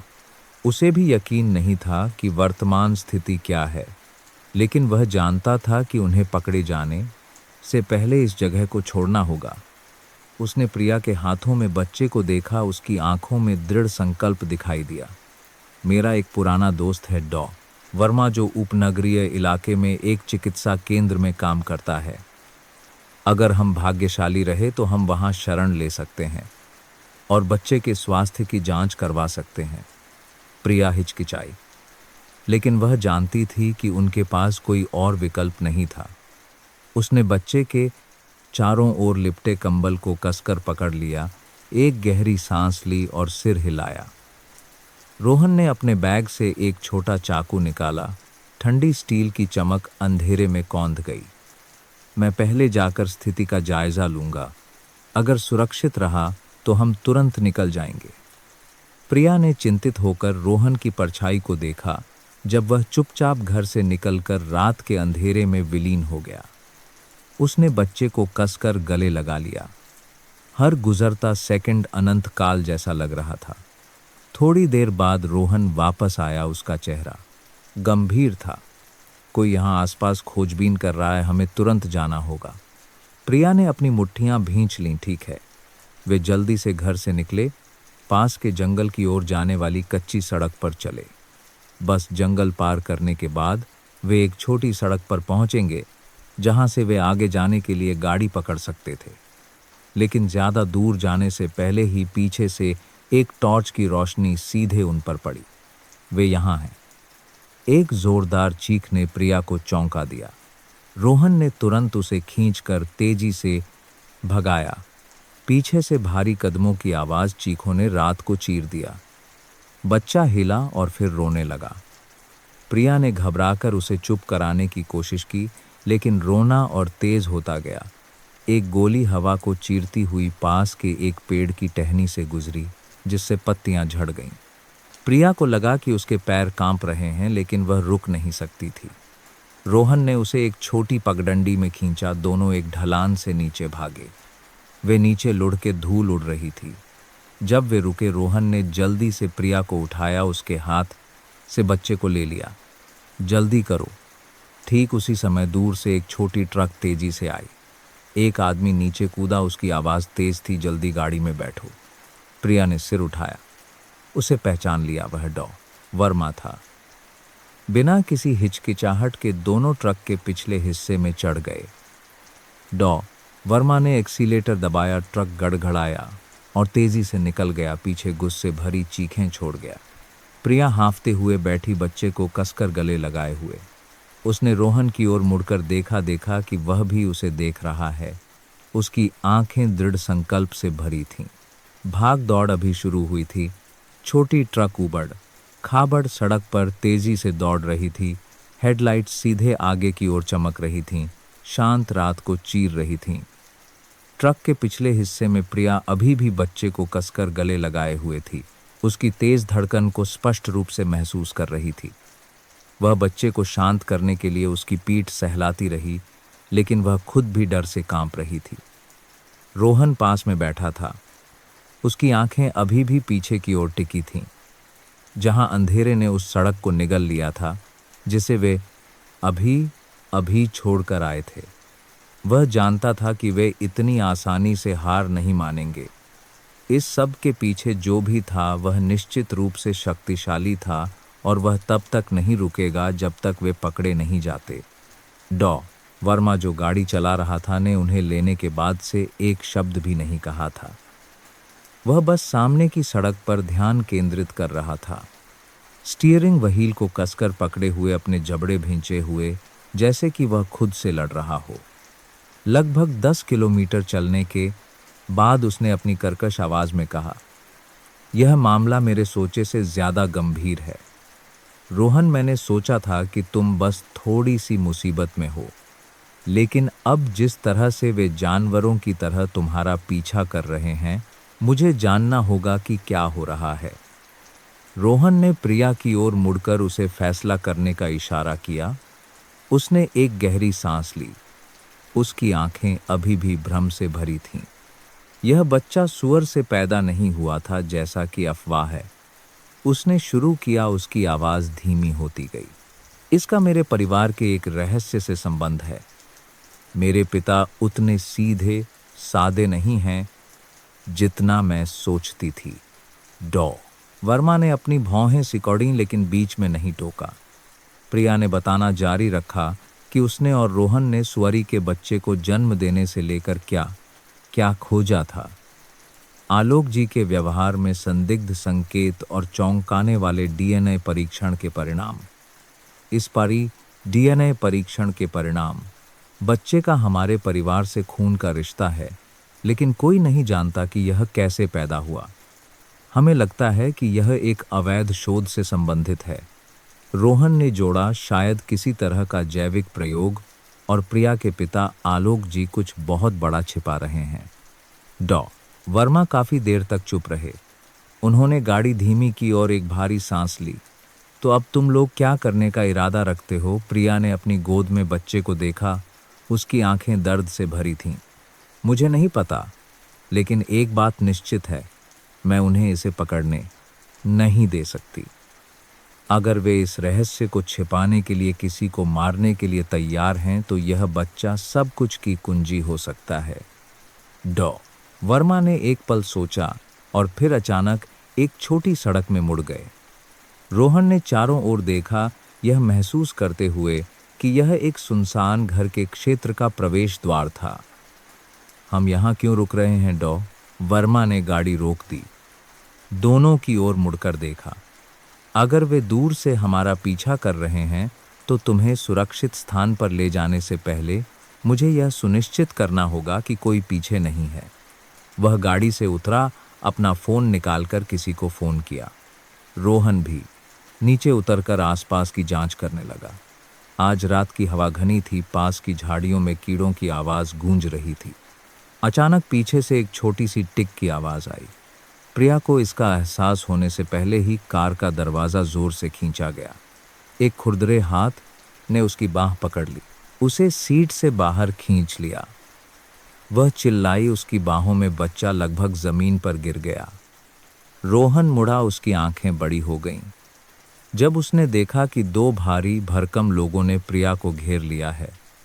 एक आदमी ने बच्चे को छीन लिया, लेकिन प्रिया कसकर पकड़ रही थी, छोड़ने को तैयार नहीं थी। छोड़ो, वह चिल्लाई, उसके हाथ में जोर से काट लिया। उस आदमी ने दर्द से कराह उठा, लेकिन अपनी पकड़ ढीली नहीं की। एक अन्य आदमी ने प्रिया के पेट में एक मुक्का मारा, जिससे वह घुटनों के बल गिर गई। प्रिया! रोहन दौड़कर आया, लेकिन एक और आदमी ने उसके चेहरे पर सीधा मुक्का मारा, जिससे वह लड़खड़ाकर कंकड़ वाली जमीन पर गिर गया। जैसे ही डॉ. वर्मा मुड़ा, एक बंदूक उसके सिर पर सटा दी गई। मैं तुम्हें सलाह दूंगा कि तुम वहीं खड़े रहो। एक गहरी कर्कश आवाज गूंजी। प्रिया खांसते हुए उठी। उसने देखा कि बच्चा उसके हाथों से छीन लिया गया है। उसने पहुंचने की कोशिश की, लेकिन कोई फायदा नहीं हुआ। रोहन भी उठने के लिए संघर्ष कर रहा था, उसके चेहरे पर खून बह रहा था। सरगना एक काले सूट में नीचे झुका और प्रिया को देखा। तुम लोगों को लगा कि तुम बच सकते हो, वह हल्की हौंसी हौंसा, यह कहानी अभी खत्म नहीं हुई है। उसने इशारा किया। दो लोगों ने प्रिया और रोहन को उठाया, उनके हाथ बांध दिए। अंधेरे ने सुनसान घर को निगल लिया और वे जानते थे कि इस बार बचना आसान नहीं होगा। अंधेरे ने ठंडे कमरे को घेर लिया था। केवल एक पीली रोशनी छत से नीचे आ रही थी। दीवारों पर नाचती हुई परछाइयां बना रही थी। प्रिया को एक कुर्सी से कसकर बांधा गया था, उसकी कलाई रस्सी के कसने से सुन्न हो गई थी। उसके सामने रोहन को भी उसी तरह बांधा गया था, उसका सिर नीचे झुका हुआ था और माथे पर घाव से खून रिस रहा था। दरवाजे के बाहर से कदमों की आवाज आई। काले सूट में एक आदमी अंदर आया, उसके पीछे दो लंबे चौड़े गुर्गे थे। उसने धीरे धीरे एक कुर्सी पर बैठकर प्रिया को दिलचस्पी से देखा। प्रिया, क्या तुम जानती हो कि तुम कितना बड़ा रहस्य छिपाए हुए हो? उसकी आवाज धीमी और खतरनाक थी। प्रिया ने अपने होंठ काट लिए, कोई जवाब नहीं दिया। उसने अपना सिर झुकाया, जैसे कि किसी प्रतिक्रिया का इंतजार कर रहा हो। तुम अभी सब कुछ खत्म कर सकती हो, बस मुझे बता दो कि बच्चा कहाँ है। प्रिया ने अपने डर को दबाया, उसकी आंखें दृढ़ थीं। मुझे नहीं पता कि तुम लोग क्या बात कर रहे हो। उस आदमी ने हल्की हंसी और इशारा किया। एक गुर्गा तुरंत आगे बढ़ा, रोहन के बाल पकड़कर जोर से खींचा, जिससे वह दर्द से कराह उठा। अगर तुम नहीं बताओगी तो तुम्हारे दोस्त को तुम्हारी जगह दर्द सहना पड़ेगा। रोहन ने सिर उठाया, उसका चेहरा पीला था, लेकिन फिर भी उसने एक व्यंग्यात्मक मुस्कान बिखेरने की कोशिश की। बस इतना ही मैंने सोचा था कि तुम लोग कुछ और भयानक कर सकते हो। सरगना ने गुस्सा नहीं दिखाया, बस एक लंबी सांस ली, जैसे कि जिद्दी लोगों से बात कर रहा हो। उसने धीरे धीरे अपनी जेब से एक छोटा चाकू निकाला, उसे अपने हाथ में घुमाते हुए। वह बच्चा सिर्फ तुम्हारा मामला नहीं है प्रिया, वह एक परियोजना का परिणाम है जिस पर बहुत से लोगों ने मेहनत की है। क्या तुम्हें लगता है कि तुम उसे इतनी आसानी से छीन सकती हो? प्रिया कांप गई, वह जानती थी कि चाहे वह कहीं भी भागे, वे बच्चे को नहीं छोड़ेंगे। आखिर तुम लोगों ने क्या किया है? उसने फुसफुसाया। उस आदमी ने मुस्कुराकर चाकू को मेज पर रख दिया। क्या तुम सच में जानना चाहती हो? उसने इशारा किया। एक गुर्गा आगे बढ़ा, एक पुरानी फाइल मेज पर रख दी। उसने एक एक करके पन्ने पलटे जिससे तस्वीरें और शोध दस्तावेज सामने आए। प्रिया ने उन तस्वीरों को देखा जिनसे उसकी रीढ़ में ठंडक दौड़ गई। वे विकृत भ्रूण थे, असामान्य विशेषताओं वाले बच्चे। कुछ तस्वीरों में तारीखें भी थीं, जिनमें उस बच्चे की तस्वीर भी शामिल थी जिसकी वह रक्षा कर रही थी। हम निर्दयी लोग नहीं हैं, हम बस समय से एक कदम आगे हैं, उसने गर्व से कहा। मनुष्य और जानवर वे एक ही स्रोत से क्यों नहीं हो सकते? प्रिया को लगा कि उसका पेट खराब हो रहा है। आलोक जी, क्या वह इस बारे में जानते थे? उसने पूछा। उसकी आवाज लड़खड़ा गई। उस आदमी ने मुस्कुराया। वह परियोजना के आरंभकर्ताओं में से एक थे, लेकिन बाद में उन्होंने अपना मन बदल लिया। उन्होंने सोचा कि वह सब कुछ दफन कर सकते हैं। पीछे का दरवाज़ा अचानक खुला, एक आदमी अंदर आया। प्रिया स्तब्ध रह गई। वह आलोक जी थे। उनकी आंखें प्रिया से मिलीं, विरोधाभास से भरी। उसे छोड़ दो, उन्होंने सरगना से कहा। उस आदमी ने हल्की हंसी। मैंने सोचा था कि आप हमारी मदद करने आए हैं, धोखा देने नहीं। आलोक जी ने अपनी मुट्ठियां भींच लीं और फिर अचानक अपने कोट से एक बंदूक निकाल ली। मैंने कहा, उसे छोड़ दो। किसी को प्रतिक्रिया करने का समय नहीं मिला। एक गोली की आवाज़ गूंजी, तनावपूर्ण माहौल को तोड़ दिया। गोली की आवाज़ ने एक पल के लिए सब कुछ जमा दिया। सरगना ने अपनी भौहें सिकोड़ी, अपने बाएं कंधे को देखा जहां उसके काले सूट के माध्यम से खून रिसना शुरू हो गया था। वह चिल्लाया नहीं, दर्द का कोई संकेत दिखाया। बस धीरे धीरे अपने हाथ को घाव पर रखा और मुस्कुराया। बूढ़े आदमी, तुम में अभी भी हिम्मत है, उसने फुसफुसाया। उसकी आंखें अंधेरी हो गईं। दो गुर्गों ने तुरंत बंदूकें निकाल लीं, लेकिन आलोक जी ने पहले ही वार कर दिया। दूसरी गोली उनमें से एक के पैर में लगी, जिससे वह दर्द से कराहते हुए गिर पड़ा। दूसरा जल्दी से एक तरफ हट गया, एक मेज के पीछे छिप गया। प्रिया की सांसें तेज हो गईं। उसका दिल सीने में धड़क रहा था। उसने आलोक जी को इस रूप में कभी नहीं देखा था। दृढ़, मजबूत और खतरनाक रूप से। ठंडा, भागो, वह चिल्लाया। समय बर्बाद किए बिना प्रिया ने मौके का फायदा उठाया। वह रोहन के पास भागी, जल्दी से उसकी रस्सियां खोलने लगी। उसके हाथ इतने कांप रहे थे कि वह लगभग गांठ नहीं खोल पा रही थी। रोहन ने उठने की कोशिश की, एक हाथ से अपने माथे पर घाव को पकड़े हुए। सरगना ने एक गहरी सांस ली, अपनी जेब से एक छोटी सीरिंज निकाली जिसमें हल्का नीला घोल था। आलोक जी, आप जानते हैं, मैं इतनी आसानी से हारने वालों में से नहीं हूं। यह कहकर उसने सीरिंज अपनी गर्दन में घुसा दी। कुछ ही सेकंड बाद उसकी पुतलियां फैल गईं, उसकी सांसें तेज हो गईं। उसने मुस्कुराया, उसकी आंखें पागलपन से भरी थीं। अब देखते हैं कि खेल को कौन नियंत्रित करता है। फिर वह आगे बढ़ा। आलोक जी ने गोली चलाई, लेकिन इस बार वह बच गया। उसकी गति सामान्य से तेज थी, लगभग पूरी तरह से एक अलग व्यक्ति की तरह। उसने आलोक जी के सीने में जोर से मुक्का मारा, जिससे वे लड़खड़ाकर पीछे हट गए। प्रिया घबराई हुई थी, लेकिन सोचने का समय नहीं था। उसने रोहन को उठाया, दोनों खुले दरवाजे की ओर भागे। लेकिन जैसे ही वे बाहर निकले, एक गुर्गा जो ठीक हो गया था, उन्हें रोकने के लिए आगे बढ़ा। रोहन ने बिना किसी हिचकिचाहट के अपनी पूरी ताकत से उस आदमी के चेहरे पर मुक्का मारा। हड्डी टूटने की आवाज़ आई, लेकिन वह आदमी तुरंत नहीं गिरा। उसने बस एक पल के लिए रुका और फिर रोहन का गला घोंटने के लिए हाथ बढ़ाया। प्रिया ने चारों ओर देखा। उसकी नज़र शेल्फ पर एक बड़े कांच के फूलदान पर पड़ी। बिना सोचे समझे उसने उसे उठाया और गुर्गे के सिर पर जोर से मारा। वह बेहोश होकर गिर पड़ा। जल्दी चलो, वह चिल्लाई। वे गलियारे में भागे।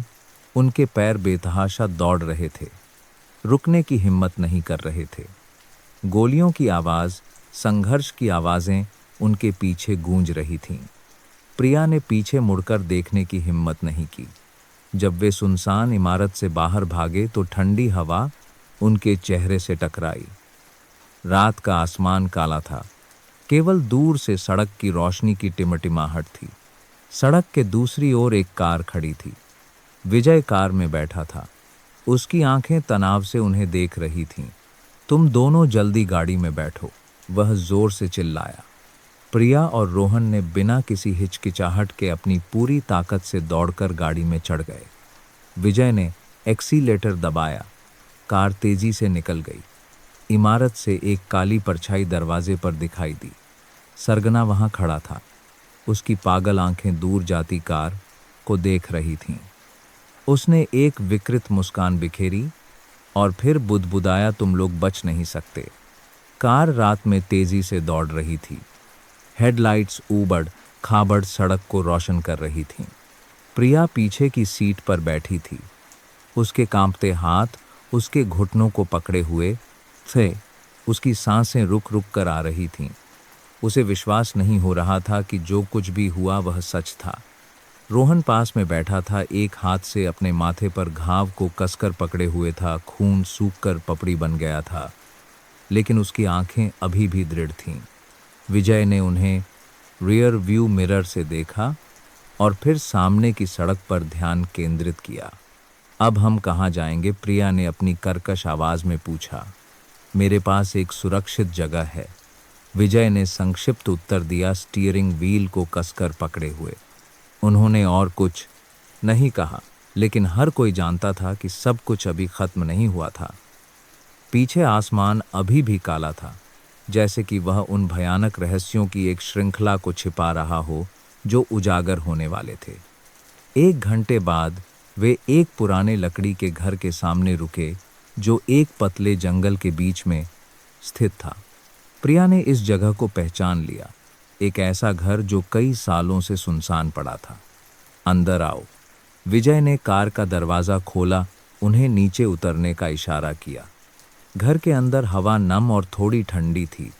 फर्नीचर सादा था, बस एक लकड़ी की मेज और कोक, कुर्सियों का सेट, कुछ पुराने कंबल और एक कोने में एक छोटा मिट्टी का तेल का दीपक। विजय ने जल्दी से दरवाज़ा बंद कर दिया, पर्दा खींच दिया। यहाँ कुछ समय के लिए सुरक्षित रहेगा, उसने कहा, मेज पर पानी की एक बोतल रखते हुए। रोहन कुर्सी पर बैठ गया। एक लंबी सांस ली। हमें आगे क्या करना है? हमें सबूत चाहिए। प्रिया ने अपने दांत भींचे। हम हमेशा के लिए भागते नहीं रह सकते। विजय ने एक पल सोचा। एक जगह है जहां मुझे लगता है कि हमें जाना चाहिए। वह पुरानी प्रयोगशाला है जहां प्रोफेसर शर्मा काम करते थे। रोहन ने अपनी भौहें सिकोड़ी। तुम उस जगह को जानते हो? मैंने लंबे समय से जांच की है, विजय ने गंभीर आंखों से उत्तर दिया। अगर हम सब कुछ उजागर करना चाहते हैं तो हमें उनके प्रयोगों का डेटा खोजना होगा। प्रिया ने सिर हिलाया।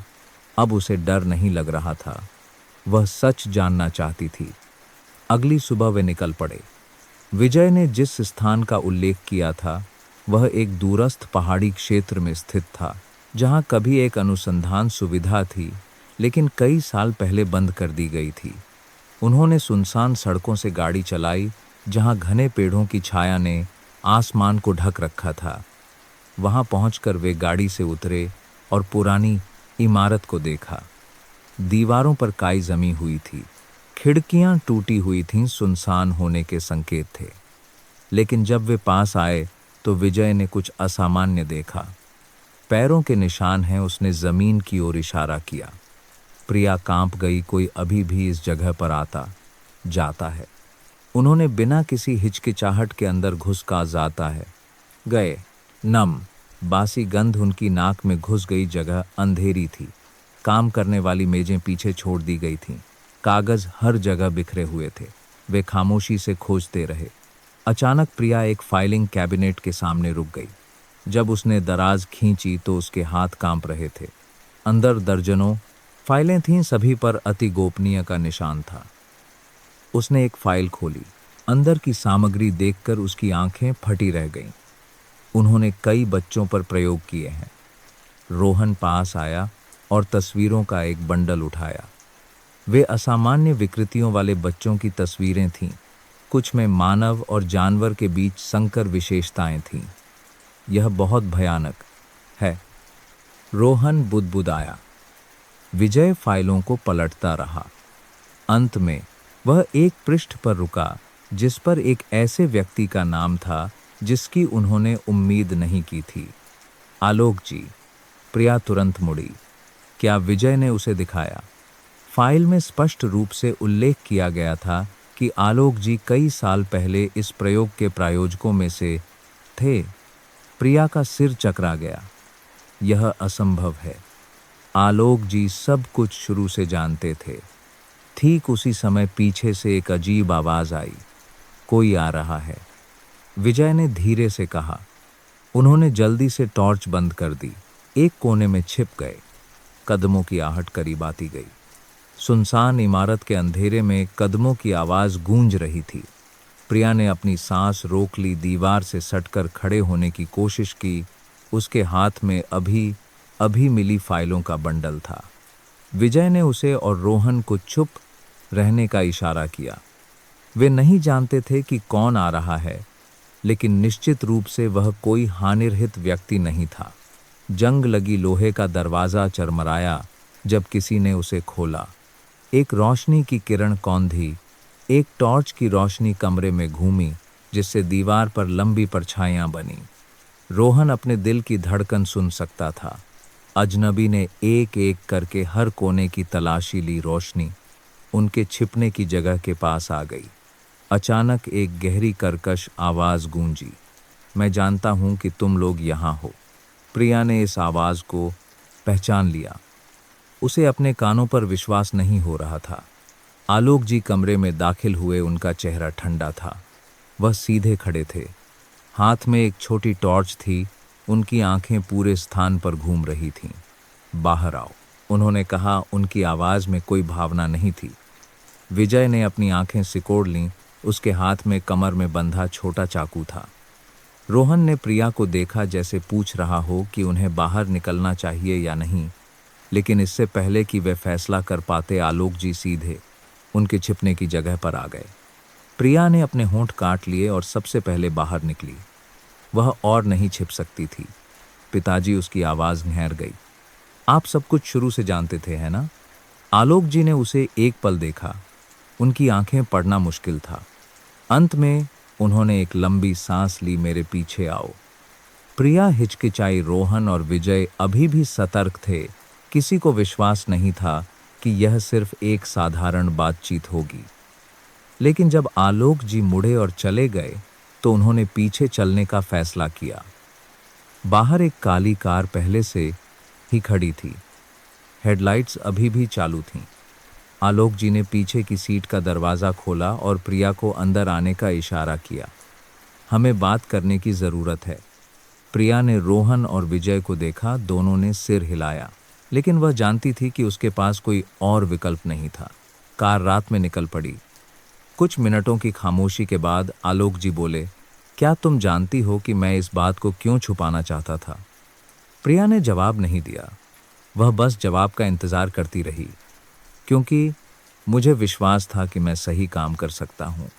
आलोक जी ने धीमी आवाज़ में कहा, लेकिन पता चला कि यह सब एक गलती थी। वह एक पल रुके और फिर जारी रखा। कई साल पहले आनुवंशिकी पर एक गुप्त शोध परियोजना थी। मैं एक वैज्ञानिक नहीं था, लेकिन मेरे पास पैसा था और उन्हें जारी रखने के लिए पैसे की ज़रूरत थी। मैंने इस उम्मीद में प्रायोजित किया कि प्रौद्योगिकी गंभीर रूप से बीमार बच्चों की मदद कर सकती है, लेकिन वे बहुत आगे निकल गए। प्रिया ने अपने हाथ कसकर पकड़ लिए। उन्होंने क्या किया? उन्होंने इंसानों पर प्रयोग किए। कार में माहौल जैसे जम गया। प्रिया की रीढ़ में एक ठंडी लहर दौड़ गई। वे बच्चे संयोग से पैदा नहीं हुए थे। आलोक जी ने जारी रखा। मुझे पता चला कि उन्होंने सीधे भ्रूण पर परीक्षण किया था। कुछ बच्चे सामान्य इंसानों की तरह पैदा हुए, लेकिन कुछ अन्य वह रुक गए। प्रिया आगे की कल्पना करने की हिम्मत नहीं कर सकी। मैंने सब कुछ रोकने की कोशिश की, लेकिन बहुत देर हो चुकी थी। उन्होंने बहुत सारे असफल प्रयोग किए थे, बहुत सी चीज़ें जिन्हें नियंत्रित नहीं किया जा सकता था। अंत में मैं पीछे हट गया, लेकिन वे कभी नहीं रुके। प्रिया ने अपना सिर हिलाया, उसकी आवाज कांप रही थी। आप कह रहे हैं कि वह बच्चा? आलोक जी ने सिर हिलाया, बचे हुए उत्पादों में से एक है। प्रिया को लगा जैसे उसके चारों ओर सब कुछ ढह रहा है। तो वे अभी भी जारी रखे हुए हैं? हाँ, आलोक जी ने कहा। उनकी आंखें सामने की सड़क पर टिकी थीं। और मैं जानता हूं कि वे किसी को भी अपने रास्ते में नहीं आने देंगे। ठीक उसी समय एक और कार अचानक विपरीत दिशा से आई। उसकी हेडलाइट सीधे उन पर चमक रही थीं। आलोक जी ने तेजी से स्टीयरिंग व्हील घुमाया, लेकिन बहुत देर हो चुकी थी। एक भयानक टक्कर की आवाज गूंजी। प्रिया ने चक्कर खाकर आंखें खोलीं। उसे लगा जैसे उसका पूरा शरीर कुचल गया है। उसका सिर घूम रहा था। एक जलने की गंध उसकी नाक में घुस गई। पलटी हुई कार से पेट्रोल की गंध। उसने आग की चटकने की आवाज सुनी, अपनी त्वचा पर गर्मी महसूस की। एक गहरी सांस लेकर उसने हिलने की कोशिश की। उसका पूरा शरीर दर्द कर रहा था, लेकिन कोई गंभीर चोट नहीं थी। उसने ड्राइवर की सीट की ओर देखा। आलोक जी बेहोश थे। उनका सिर स्टीयरिंग व्हील पर टिका हुआ था, माथे से खून बह रहा था। पिताजी, प्रिया ने घबराकर उन्हें जगाने की कोशिश की। बाहर कदमों की आवाज आई। कोई आ रहा था। प्रिया ने अपने होंठ काट लिए, यह महसूस करते हुए कि खतरा करीब आ रहा है। उसने जल्दी से अपनी सीट बेल्ट खोली, आलोक जी को कार से बाहर खींचने की कोशिश की। दूसरी तरफ का कार का दरवाजा जोर से खींचा गया। प्रिया ने अपनी सांस रोक ली। काले कपड़ों में एक आदमी वहां खड़ा था। उसकी आंखें ठंडी थीं। मेरे साथ चलो, उसने कहा। उसकी आवाज में कोई भावना नहीं थी। प्रिया ने आलोक जी को देखा। वे अभी भी होश में नहीं आए थे। उसके पास कोई विकल्प नहीं था। प्रिया को एक बंद कमरे में ले जाया गया। नियन रोशनी टिमटिमा रही थी। कमरे में एक मध्यम आयु वर्ग का व्यक्ति पहले से ही इंतजार कर रहा था। प्रोफेसर शर्मा। प्रिया, आखिरकार तुम आ ही गईं। वह मुस्कुराया। प्रिया ने उसे ठंडी नजरों से देखा। आप क्या चाहते हैं? मैं कुछ नहीं चाहता, उसने शांति से कहा। मैं बस चाहता हूं कि तुम सच जानो। प्रिया ने अपने हाथ कसकर पकड़ लिए। मुझे आपके झूठ में कोई दिलचस्पी नहीं है। प्रोफेसर शर्मा हल्की हंसी हंसा और एक फाइल मेज पर रख दी। इसे पढ़ो और फिर फैसला करो कि तुम विश्वास करती हो या नहीं। प्रिया ने उसे उठाया। उसके कांपते हाथ पन्ने पलट रहे थे। चौंकाने वाले शब्द, चौंकाने वाली तस्वीरें उसकी आंखों के सामने आ गईं। उसने डर से ऊपर देखा। क्या यह सच है? प्रोफेसर शर्मा ने सिर हिलाया। और अब तुम्हारे पास दो विकल्प हैं। या तो तुम उस रास्ते पर चलो जिस पर तुम्हारे पिता चले थे, या वह रुका। उसकी आंखें तेज हो गईं। या तुम इस जगह से कभी बाहर नहीं निकल पाओगी। प्रिया को लगा कि उसके शरीर का खून जम गया है। जब उसने मेज पर दस्तावेजों को पढ़ा, उस अजीब बच्चे की तस्वीरें जो सुअरी ने पैदा की थी, एक गुप्त परियोजना के बारे में नोट्स, उसके पिता आलोक जी की तस्वीरें, एक प्रयोगशाला में सफेद कोट पहने लोगों के एक समूह के साथ। उसने संदेह और गुस्से से भरी आंखों से प्रोफेसर शर्मा को देखा।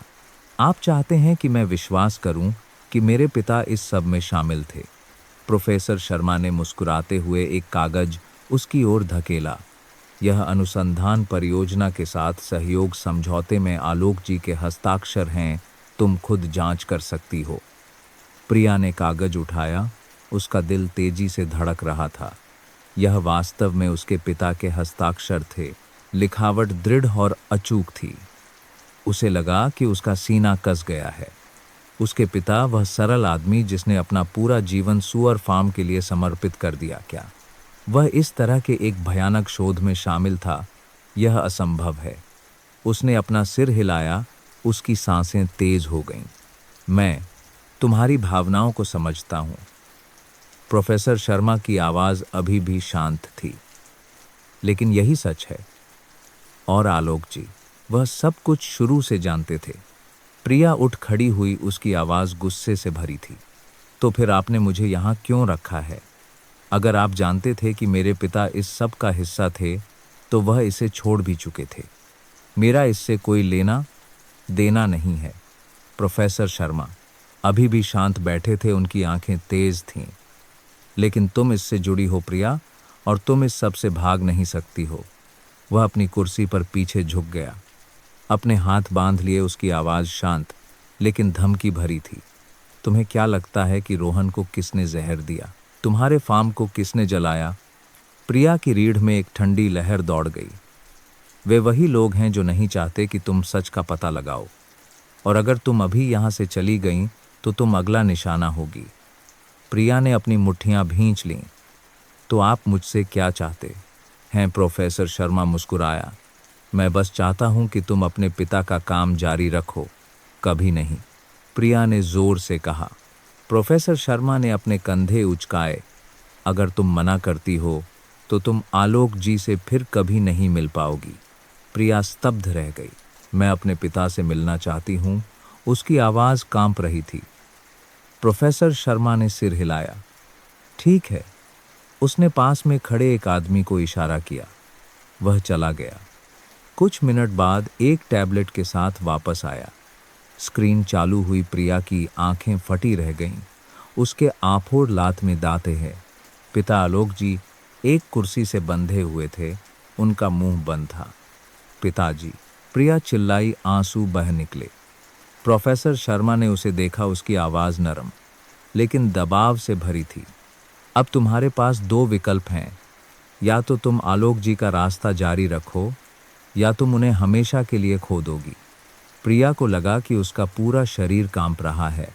उसके पिता की बंधी हुई छवि स्क्रीन पर, उनकी निराश आंखें उसे चीखने पर मजबूर कर रही थीं, लेकिन उसका गला रुंध गया था।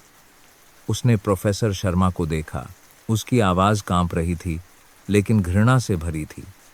आपने मेरे पिता के साथ क्या किया है? प्रोफेसर शर्मा गणनात्मक रूप से मुस्कुराया। मैंने अभी तक कुछ नहीं किया है, लेकिन यह तुम्हारे फैसले पर निर्भर करता है। प्रिया ने अपने होंठ कसकर काट लिए। वह अपने पिता को खतरे में नहीं डाल सकती थी, लेकिन वह उसके हाथों की कठपुतली भी नहीं बन सकती थी। उसे समय खींचने की जरूरत थी, एक योजना की जरूरत थी।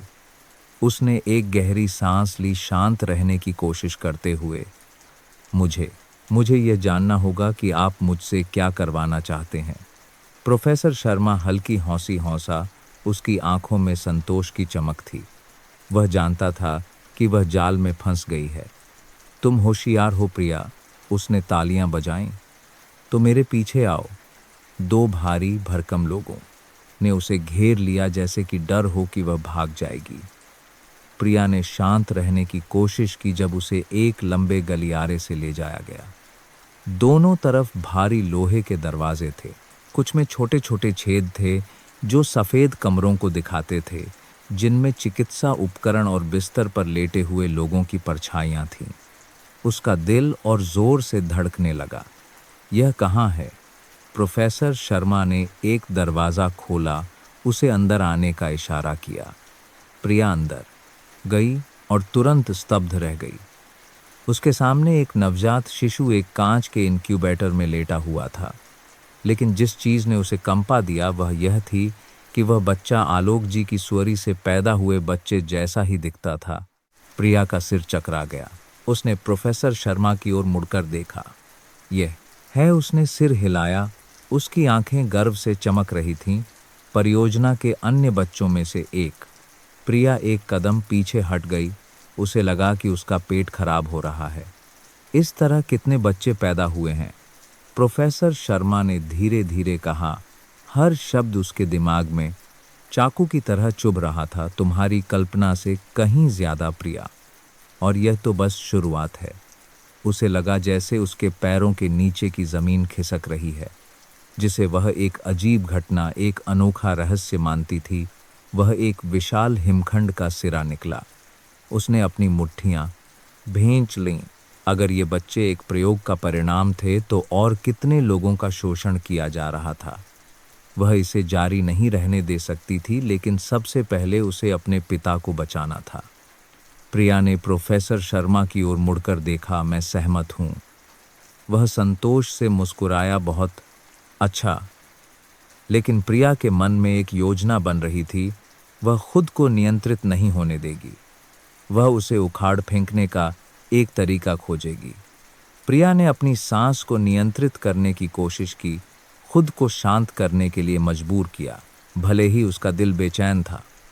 वह प्रोफेसर शर्मा से सहमत हो गई थी, लेकिन दिल ही दिल में वह जानती थी कि वह उसकी योजना का पालन नहीं कर सकती।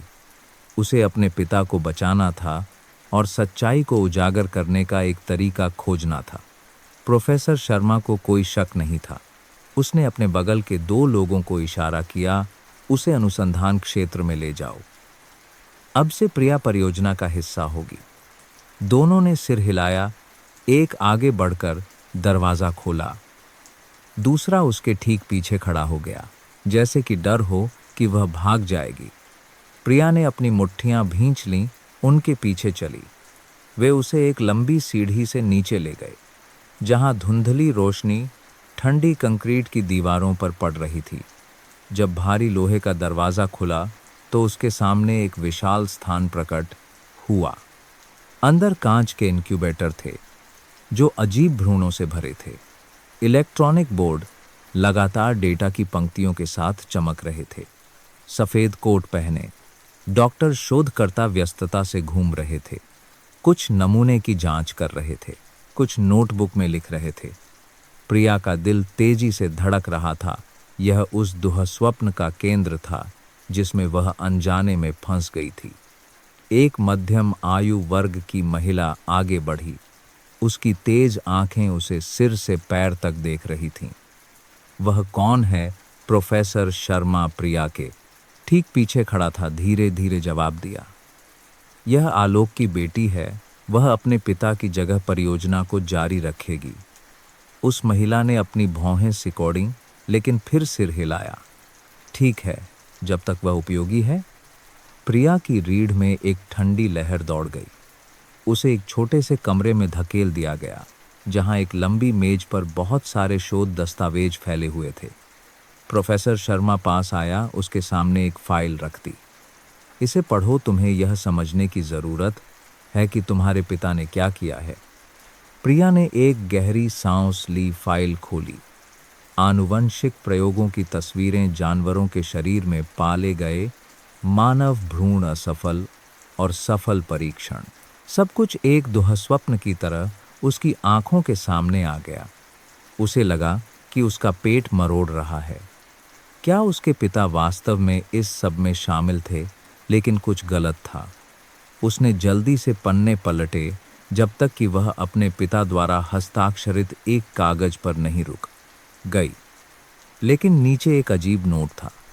अत्यधिक जोखिम के कारण परियोजना को निलंबित करने का प्रस्ताव। प्रिया ने अपनी सांस रोक ली। उसके पिता रुकना चाहते थे, तो फिर उन्हें यहाँ क्यों पकड़ा गया? उसने प्रोफेसर शर्मा को देखा। मेरे पिता ने इस परियोजना का विरोध किया। प्रोफेसर शर्मा हल्की हंसी हंसा। हाँ, और तुम जानती हो कि गद्दारों के साथ क्या होता है। प्रिया ने अपनी मुट्ठियां भींच लीं। उसके दिल में गुस्सा उमड़ पड़ा। वह जानती थी कि उसे जल्दी कार्रवाई करनी होगी, लेकिन सबसे पहले उसे रोहन और बाहर के बाकी लोगों से संपर्क करने का एक तरीका खोजना होगा। उसे सहयोगियों की ज़रूरत थी। प्रिया ने शांत रहने की कोशिश की, लेकिन उसका दिमाग उलझन में था। वह जानती थी कि वह भेड़ियों के बीच में है। एक भी गलत कदम उसे तुरंत खत्म कर सकता है। उसने प्रोफेसर शर्मा को देखा। उसकी आंखों में एक छिपा हुआ अर्थ था। वह ऐसा व्यक्ति नहीं था जो किसी पर आसानी से विश्वास कर ले। इसका मतलब था कि वह अभी भी उसकी परीक्षा ले रहा था। अगर वह सहयोग नहीं दिखाती तो वह उसे जल्दी से खत्म कर देगा। प्रिया ने सिर झुकाकर दस्तावेजों को देखना जारी रखा। वह जानती थी कि उसे एक आज्ञाकारी प्रशिक्षु की भूमिका निभानी होगी, कम से कम तब तक जब तक वह बाहर संपर्क करने का कोई तरीका नहीं खोज लेती। उसके पीछे से एक आवाज़ आई, क्या तुम सच में सोचती हो कि तुम अपने पिता का काम जारी रख सकती हो? प्रिया मुड़ी और देखा कि वही मध्यम आयु वर्ग की महिला हाथ बांधे उसे संदेह से देख रही है। उसका रूप तेज था, शरीर पतला लेकिन खतरनाक था। मैं ली हूं, उसने कहा, पास आते हुए। मैंने तुम्हारे पिता के साथ कई सालों तक काम किया है, लेकिन उन्होंने यह सोचकर गलती की कि वह इस चीज को रोक सकते हैं। प्रिया ने उस महिला की आंखों में सीधे देखा, शांत रहने की कोशिश करते हुए। मुझे उस बारे में नहीं पता, मैं बस यह जानना चाहती हूं कि क्या हुआ था। डॉ ली हंसी, तुम जान जाओगी, बस तुम्हें पर्याप्त धैर्य रखना होगा। वह मुड़ी, लेकिन कमरे से निकलने से पहले उसने प्रिया को आखिरी बार देखा। सावधान रहना, यहाँ कोई किसी पर भरोसा नहीं कर सकता। प्रिया ने अपनी मुट्ठियां भींच लीं, वह उस चेतावनी को अच्छी तरह समझ गई थी।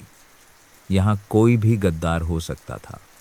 उसे बहुत देर होने से पहले इस जगह से बाहर निकलने का कोई तरीका खोजना था। रोहन एक छोटे से कमरे में चक्कर लगा रहा था। उसकी चिंतित आंखें दरवाजे की ओर देख रही थीं। उसका प्रिया से लगभग 1 दिन से संपर्क टूट गया था। इससे उसे बेचैनी हो रही थी। डॉ वर्मा अंदर आए, उनका चेहरा तनावपूर्ण था। उसका कोई निशान नहीं है। मैंने उन सभी जगहों की जांच की है जहां वह जा सकती थी, लेकिन किसी ने उसे नहीं देखा। रोहन ने अपनी मुट्ठियां भींच लीं, हम और इंतजार नहीं कर सकते। अगर प्रिया उनके हाथ लग गई है तो वह खतरे में है। डॉ वर्मा ने सिर हिलाया। मैंने तैयारी कर ली है, हम आज रात ही कार्रवाई कर सकते हैं। रोहन ने बाहर देखा, अंधेरा धीरे धीरे छा रहा था। वह जानता था कि यह प्रिया को बचाने का एकमात्र मौका था और इस बार वह उसे खोने नहीं देगा। प्रिया ठंडे कमरे में चुपचाप बैठी थी। उसका दिमाग भागने का रास्ता खोजने के लिए लगातार घूम रहा था। वह जानती थी कि प्रोफेसर शर्मा उस पर पूरी तरह से विश्वास नहीं करता था, लेकिन उसने अभी तक उसे खत्म करने का इरादा नहीं किया था। यह उसके पास एकमात्र मौका था। डॉ ली ने जाने से पहले एक चेतावनी छोड़ी थी और इससे प्रिया सोचने लगी, यह महिला कौन थी? उसने यह क्यों उल्लेख किया कि कोई किसी पर भरोसा नहीं कर सकता? क्या उसके भी अपने रहस्य थे? प्रिया ने चुपके से कमरे का निरीक्षण किया, हर विवरण को याद करने की कोशिश कर रही थी। मेज पर शोध दस्तावेजों के अलावा एक काली जिल्द वाली नोटबुक के बगल में एक छोटी चाबी रखी थी। उसने जल्दबाजी में कार्रवाई करने की हिम्मत नहीं की। ठीक उसी समय एक आदमी अंदर आया। मेरे पीछे आओ, उसने रूखेपन से कहा। प्रिया ने थूक निगला, उठी और उसके पीछे लंबे गलियारे में चली गई, जहां ठंडी फ्लोरोसेंट रोशनी पुरानी कंक्रीट की दीवारों पर पड़ रही थी। उसे एक और कमरे में ले जाया गया, जहां प्रोफेसर शर्मा पहले से ही इंतजार कर रहा था। क्या तुमने सभी दस्तावेज पढ़ लिए हैं? उसने पूछा। उसकी आवाज़ शांत लेकिन खतरनाक थी। प्रिया ने सिर हिलाया। मैंने पढ़ लिया है, लेकिन कुछ चीज़ें हैं जो मैं अभी भी नहीं समझी हूँ। उदाहरण के लिए, मेरे पिता ने अपना मन क्यों बदला? प्रोफेसर शर्मा ने उसे एक पल के लिए ध्यान से देखा और फिर अचानक हंसा। लगता है कि तुम सच में सच जानना चाहती हो। वह उठा, एक बड़े लोहे के कैबिनेट के पास गया और ताला खोला। अंदर दस्तावेजों की एक और श्रृंखला थी, लेकिन सबसे ऊपरी शेल्फ पर एक पुराना लकड़ी का बक्सा था। उसने उसे मेज पर रखा, खोला। अंदर पुरानी तस्वीरें थीं। प्रिया ने एक तस्वीर उठाई, उसका दिल जैसे रुक गया।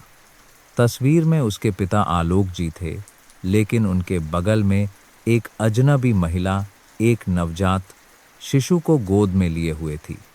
उस बच्चे में कुछ बहुत जाना पहचाना था। उसने दूसरी तस्वीरों को देखा, एक में अलग अलग बच्चे थे। सभी में एक बात समान थी, उनकी आंखें बिल्कुल एक जैसी थीं। ये बच्चे कौन हैं? प्रोफेसर शर्मा ने उसे देखा, उसकी आवाज़ बर्फीली थी। क्या तुम सच में सोचती हो कि तुम्हारे पिता एक अच्छे इंसान थे? प्रिया की आंखें फटी रह गईं, डर की भावना उमड़ पड़ी। मेरे पिता ने क्या किया था? उसने फुसफुसाया। प्रोफेसर शर्मा ने तुरंत जवाब नहीं दिया। वह बस वहां खड़ा उसे देखता रहा, जैसे कि उसकी प्रतिक्रिया का इंतजार कर रहा हो। प्रिया ने तस्वीर को कसकर पकड़ लिया। उसका दिमाग उलझन में था। अगर यह सब सच था तो उसे इतने सालों से धोखा दिया गया था। लेकिन आलोक जी अगर वह वास्तव में इस सब में शामिल थे तो उन्हें क्यों पकड़ा गया कुछ गलत था। और प्रिया जानती थी कि उसे बहुत देर होने से पहले सच का पता लगाना होगा। बाहर रोहन और डॉ वर्मा तैयार थे। हमें आज रात ही कार्रवाई करनी होगी, रोहन ने दृढ़ संकल्प से कहा। नहीं तो प्रिया को बाहर निकलने का कोई मौका नहीं मिलेगा। डॉ वर्मा ने सिर हिलाया। मैंने इस सुविधा के नीचे एक पुरानी सुरंग का पता लगाया है। अगर वह पश्चिमी क्षेत्र तक पहुंच सकती है तो हम उसे तुरंत बाहर निकाल सकते हैं। रोहन ने अपने हाथ में बंदूक कसकर पकड़ ली। वह जानता था कि आज रात बहुत खतरनाक होगी, लेकिन वह प्रिया को फिर कभी नहीं खो सकता था। प्रिया ने अपने होंठ कसकर काट लिए शांत रहने की कोशिश कर रही थी। वह जानती थी कि वह एक खतरनाक शतरंज के खेल में है, जहां कोई भी गलत निर्णय उसे अपनी जान से चुकाना पड़ सकता है। प्रोफेसर शर्मा अभी भी उसे देख रहा था, एक प्रतिक्रिया का इंतजार कर रहा था। मेरे पिता ने वास्तव में क्या किया था? प्रिया ने पूछा। उसकी आवाज कांप रही थी। प्रोफेसर शर्मा ने मुस्कुराते हुए लकड़ी के बक्से में तस्वीरों को पलटा। क्या तुमने तस्वीर में बच्चा देखा है? वह अकेला बच्चा नहीं है। प्रिया की रीढ़ में एक ठंडी लहर दौड़ गई।